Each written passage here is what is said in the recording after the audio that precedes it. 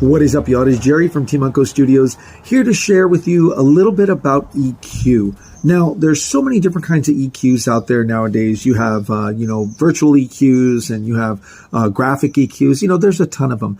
So I'm just going to kind of break down the basics of EQs here, okay? So the basics are that you have three main parts to any EQ, right? You have a low end, you have a middle section, and then you have a high end, right?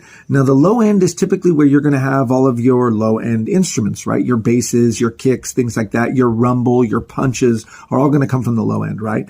The mid section is going to kind of be where the warmth of your song comes from, right? Kind of the body of it, right? And the high end is going to just straight be clarity. All the clarity that you want is going to come from this section. The majority of it is going to come from this section, okay?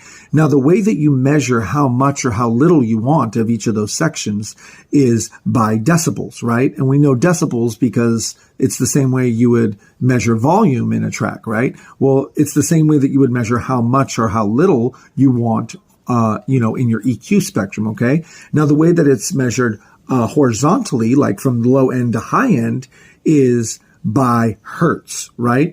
Now, the higher you get in hertz, right? The higher you get in that hertz spectrum, the more compact the hertz get, okay? So in the low end of the spectrum, you might only be saying 100, 200, 300 hertz, right?